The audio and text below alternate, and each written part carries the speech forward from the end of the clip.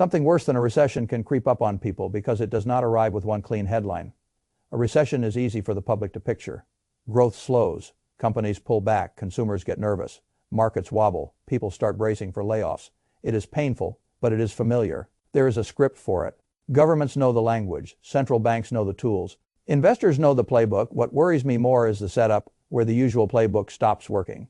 That is the setup economists call stagflation. It is the worst mix because it brings together three problems that are supposed to offset one another, not rise together. Growth weakens, unemployment rises, inflation stays hot. And once those three start moving in the same direction at the same time, ordinary families get trapped from both sides. The cost of living keeps climbing, but the economy does not give them the raise, the job security, or the investment environment they need to outrun it. Most people hear the word and treat it like another media term. I do not. When I look at periods like this, I do not start by asking what sounds dramatic. I start by asking what kind of environment breaks the normal rules. Because the danger in markets is usually not the thing everybody already understands. The danger is the thing that scrambles the response. Under normal conditions, inflation and unemployment tend to pull against each other. When the economy runs hot and labor is tight, prices push higher. When the economy cools and unemployment rises, inflation usually eases. That is the broad relationship people have been taught to expect. Stagflation breaks that relationship. It gives you a slowing economy and high prices at the same time. That is what makes it so difficult. And that is why so many people are not ready for it, even when the signs start showing up in plain sight. If this kind of environment takes hold, the first thing families feel is not some abstract policy debate. They feel their purchasing power shrinking right in front of them. Food costs more, gas costs more, electricity costs more. The bills that cannot be postponed start taking a bigger bite out of the paycheck. And when wages are flat or only creeping higher, that paycheck buys less and less. People think they are standing still, but in reality they are moving backward every month. Then the second pressure starts building job insecurity. When growth stalls, businesses do not behave generously. They stop hiring. They freeze projects, they protect margins in a tougher stretch, they start laying people off.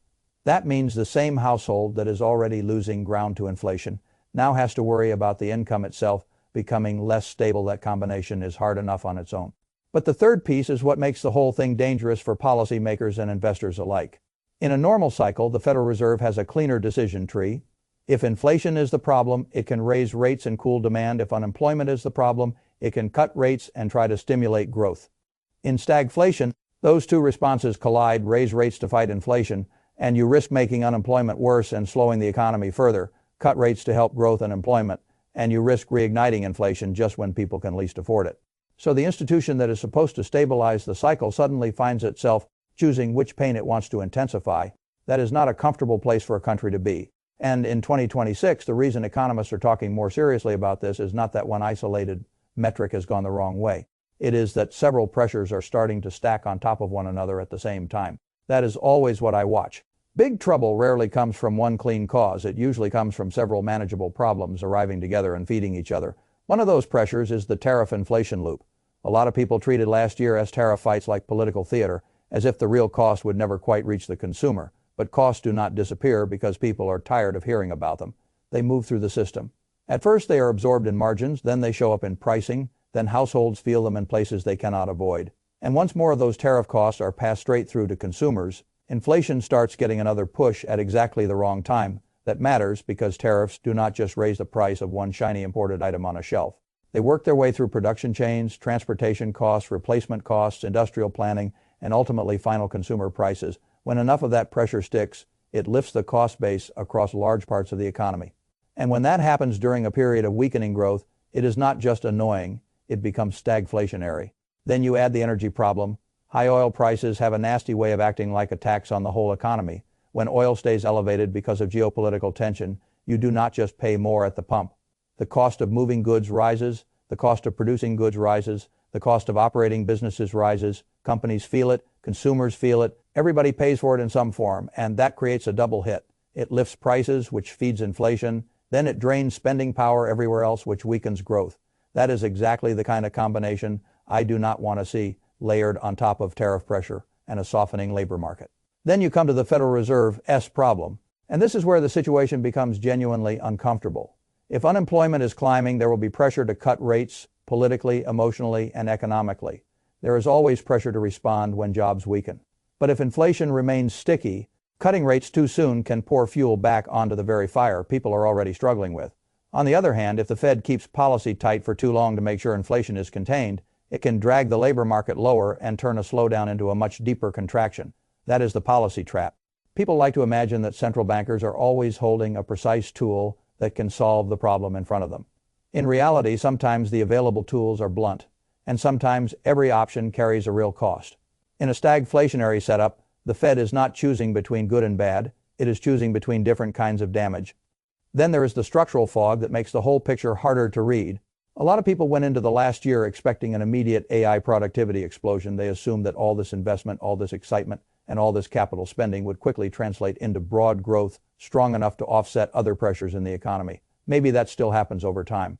I am not dismissing the long run, but markets and families live in the present tense. And in the present tense, the hoped for productivity lift has not fully outrun the rising costs in labor, materials, and financing. That matters, because when investors price in a bright technological future, but the real economy is still digesting inflation, labor dislocation, and high costs, you get a mismatch between optimism and current reality. That mismatch can close in ugly ways. Then there is the demographic issue, a slowdown in immigration. In some parts of the economy, and the continued retirement of baby boomers can create shortages in one area while weakness appears in another. Some industries cannot find the labor they want. Other workers face softer demand or unstable hours. So instead of a clean labor market story, you get distortion. That makes growth harder to interpret and harder to manage. And as all of this sits in the background, the fiscal side becomes more strained. When interest costs on federal debt push closer to the growth rate of the economy, the government loses flexibility. It has less room to spend aggressively into weakness without risking another inflation problem in a milder downturn that might still be manageable in a stagflationary setup. It becomes much trickier because every rescue effort has to be weighed against the possibility that it simply drives prices higher. Again, put all of that together and the danger becomes obvious. You have inflation pressures that are not fully dead. You have growth pressures that are moving in the wrong direction. You have a labor market that is no longer comfortably strong. You have energy and tariff costs working through the system. You have high debt, service pressure limiting policy freedom, and you have a Federal Reserve that could make a mistake in either direction. That is why the setup is dangerous. It is not because somebody found a scary label. It is because the usual escape routes are narrowing at the same time. And when that starts happening, the next question is never academic for me. I want to know how an ordinary investor, a retiree, or a family trying to protect what they built should think about capital in an environment like this. The first rule is that you should understand what tends to struggle. Traditional growth stocks can be hit hard in this kind of period, especially the ones valued on distant future hopes rather than present cash flows. When rates stay high or inflation stays sticky, those long-duration assets get squeezed. The farther out the profits are expected to arrive, the more pressure the valuation can take. That does not mean every growth company is bad. It means you should understand what kind of environment you are in before you load up on promise. Long-term bonds can also become uncomfortable holdings in this setup. If inflation is stubborn and rates stay elevated or volatile, long-duration bonds suffer. Their fixed payments lose real value when inflation bites harder than expected. And if rates remain higher for longer, the price damage can linger. A lot of people buy long bonds thinking only about safety, but safety is not the same thing as stability and purchasing power. That distinction matters a great deal. If I were thinking defensively in a period like this, I would start by paying much more attention to real assets and defensive cash, producing businesses. Commodities are one piece of that picture. I do not mean chasing whatever ticker is fashionable this week. I mean understanding why certain real-world inputs tend to hold up when inflation pushes through the system: oil, agricultural goods, and in some cases gold can benefit when prices are rising and confidence in paper, purchasing power starts to weaken. They are not perfect, they are volatile, but they live closer to the inflation mechanism itself. Real estate is another category people naturally think about, and they are not wrong to think about it. Physical property has a quality I have always respected. It is tangible. It can produce utility in many inflationary environments. Rents and property values have the ability to adjust upward over time. That does not mean every property bought at any price is a good investment. It does mean that real assets with sensible economics can provide a different kind of resilience than paper claims that simply sit still while inflation eats them. For investors who do not want the operational burden of owning physical property, REIT exposure can serve a purpose. It is not identical to direct ownership, but it gives access to the asset class without requiring a large down payment, tenant management, or local operating headaches. Then there are defensive stocks. These are businesses selling products and services people keep buying even when life gets harder. Utilities, healthcare, consumer staples, companies with real cash flow, durable demand, and pricing power. That last part is important in a tougher environment. A company that can pass through some of its costs without destroying demand is worth a lot more than a company that needs perfect conditions just to hit its numbers. That is one reason value investing never really goes out of style when the world gets less forgiving. Real earnings matter again, balance sheets matter again, cash flow matters again, pricing power matters again. The market can spend a long time ignoring those things during speculative booms, but when conditions turn more hostile, those traits become valuable all over again. Inflation. Linked bonds also deserve attention. Instruments designed to adjust with inflation at least acknowledge the real risk in front of you, which is the loss of purchasing power. They are not exciting, and that is perfectly fine. In difficult periods, exciting is often overrated. Preserving purchasing power and liquidity has a way of looking smarter after the fact than it does during the sales pitch. Then you come to what I think is one of the most practical questions. What should you actually do now if you suspect the environment is becoming more stagflationary? The first thing I would review is long-term bond exposure. A lot of investors own more duration risk than they realize. They hear the word bond and assume the job is done. But the difference between short-term government exposure and long-term fixed income can be enormous in a period where inflation and rates remain unsettled. Short-term treasury exposure, whether through direct T-bills or something that functions like a short-duration treasury holding, can be a much more stable parking place for capital. While you wait for the picture to clarify, I have always liked simplicity where simplicity does the job. You can build your own ladder with short-term treasury bills if you are comfortable doing it. If you prefer a simpler route, you can use structures built around those short-dated instruments. The key is not the wrapper. The key is understanding why shorter duration is usually less exposed in this type of setup than reaching far out on the curve and hoping the environment behaves itself. The second thing I would review is growth exposure. If a portfolio is overloaded with high, multiple growth, especially concentrated in sectors that depend on endless optimism, easy capital, or very long-dated expectations, then you should at least be honest about the volatility risk. Maybe that is acceptable if you are young, steadily adding capital, and have a very long runway time can rescue a lot of mistakes if you keep buying. And the underlying businesses are sound, but if retirement is close or you are already in retirement, that same level of growth concentration can become a very different kind of risk. At that point, the issue is not whether some of those names may still do well 10 or 20 years from now. The issue is whether you can comfortably live through a long, ugly stretch where inflation hurts your spending power while the market punishes your most volatile holdings at the same time. That is why portfolio construction matters. Not because diversification is exciting, because concentration feels wonderful right up until the environment changes. I have never believed in building a financial life on the assumption that the easiest years will continue forever. I would rather own a collection of assets that can survive a difficult environment than a beautiful story that only works when everything is warm, liquid, and optimistic. That does not mean you abandon growth entirely. It means you size it intelligently. It means you know why you own it. It means you balance it with businesses and assets that can stand on their own feet in rougher weather. And if you are close to needing the money, you stop pretending that time horizon does not matter. That is one of the costliest habits in investing. People borrow the portfolio of someone in a completely different stage of life, then act surprised when the pain lands differently on them. If I had to reduce all of this to one plain idea, it would be this. A stagflationary environment punishes wishful thinking. It punishes the assumption that the Fed can easily rescue everything. It punishes the idea that inflation is somebody else's problem. It punishes long-duration assets bought at prices that require easy money and perfect execution. And it punishes families who mistake nominal account values for real financial security. So I would pay attention now. I would review the bond side. I would test the growth side. I would ask whether my portfolio has enough real assets, enough pricing power, enough defensive exposure, and enough liquidity to get through a period where inflation stays unpleasant and growth stays weak. Because when the setup changes, the goal is not to win some prediction contest. The goal is to make sure you and your family are still standing comfortably when other people are forced into bad decisions. That is how I've always thought about capital. You do not need to know every headline in advance. You do not need to predict every central bank move. You do not need to prove you are the smartest person in the room. You need to avoid being fragile. And if something worse than a recession really is brewing, then avoiding fragility is not a side issue. It is the whole game. Let me make the household side even plainer in a normal slowdown. Families can at least hope that lower inflation gives them some breathing room in a normal inflation scare. They can at least hope that a strong labor market gives them the income to absorb some of the shock. In stagflation, both cushions get thinner at the same time. The grocery bill is heavier. The utility bill is heavier. Insurance, maintenance, and ordinary living costs feel heavier. And at the same time, the confidence to make plans starts weakening. Because nobody feels certain about the next 6 months of income, that changes behavior fast. People postpone purchases, they trade down. They cancel things they wanted but do not absolutely need. They drive less, they travel less. They become more cautious with credit. And all of those micro decisions roll up into weaker demand across the economy. So the same inflation pressure that squeezes consumers can also help produce the growth weakness that scares businesses. That feedback loop is one reason stagflation can feel so sticky once it gets going. I also think people underestimate what uncertainty does to corporate behavior. A business can handle bad news better than it can handle mixed signals. If management knows demand is strong, it hires.